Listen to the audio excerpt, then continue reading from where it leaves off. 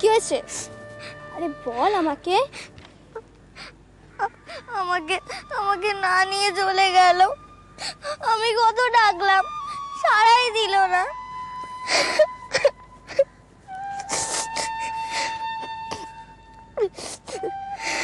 কে না নিয়ে গেছে? দেব?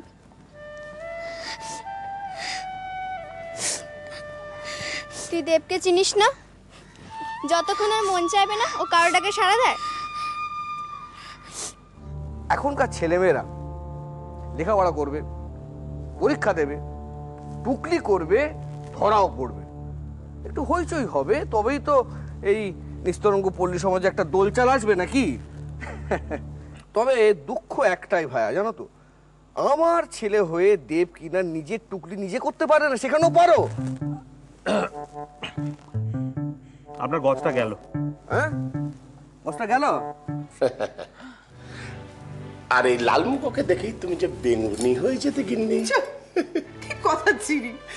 শোনো না, বলছি যে খুব তো আদেশ ফাদেশ করে দিলাম, কিন্তু এবার যদি আমার কথাটা না রাখে তাহলে তো খুব ইয়ের ব্যাপার হয়ে যাবে। তুমি যাও গিয়ে ওদের রাজি করো। না, আমি পারবো না, তুমি তোমার ছেলেকে বলো। উমা, তা বলে হয় নাকি? তুমি শাশুড়ি বলে কথা, তোমার বৌমার উপর যে একটা ইয়ে আছে। তুমিও তো শ্বশুর, সবই সব ঝক্কি আমার উপর এলো না। না না, ঝক্কি তোমার উপর কেন? তুমি বোঝার চেষ্টা করো। দেখো, আমি তো আর অন্দরমহলে গিয়ে চলো চলো এরকম করতে পারি না। হ্যাঁ, মানে আমি যে কাজটা শুরু করেছি সেটা শেষ তো তোমাকেই করতে হবে, তাই না? কিন্তু যা যা যা যা যা যা। চন্দ্রমুখীকে ডেকে আন, বল মা খুঁজছে।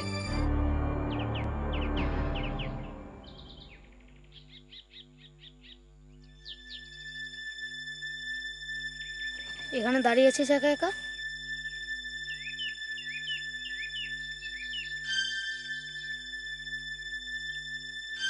জানিস এখানে কত বিষাক্ত সাপ থাকে? থাকুক, তোর ভয় লাগে না? মা বলে যে পশু পাখি জন্তু জানোয়ার থেকে অনেক বেশি ভয়ঙ্কর মানুষ। তো এত রাগ কেন আমার উপর?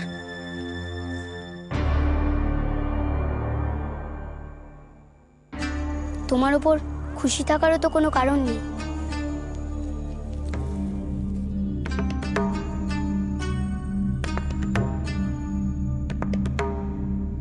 আরে বসো না, কেন এত ছটফট করছো? জানি জানি।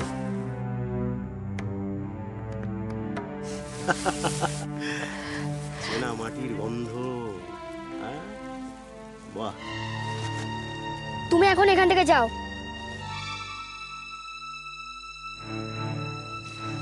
এত চেটান চেটান কথা কিসের রে? একটা নাচনেওয়ালির মেয়ে।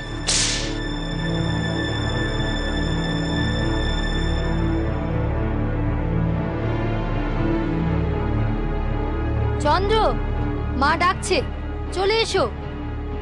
কাজটা কিন্তু তুই ঠিক করলে না চন্দ্রা। বেশ করেছি, মেরেছি। আবার বাজে কথা বললে আবার মারবো।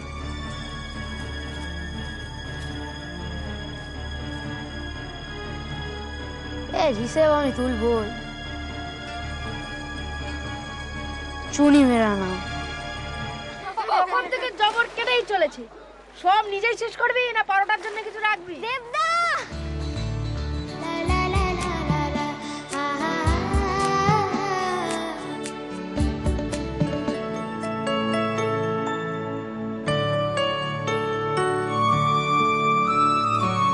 তুমি আমাকে বাড়িতে সোয়েটার মাফলার সব আনতে পাঠিয়ে নিজেই ওদের সঙ্গে চলে গেলে। আমাকে কি ভুলে গেছিলে? তুই কাঁদলে না তুই খুব মিষ্টি লাগে। চোখ দুটো পুরো ভোপুর মতো, ফুলো ফুলো, পুরো ভোপু। আর গাল দুটো তো পুরো রসগোল্লা। এরকম করো না। কাঁদ কাঁদ না, তুই কাঁদ। এরকম করো না দেবদা। কাঁদ না, আমি সত্যি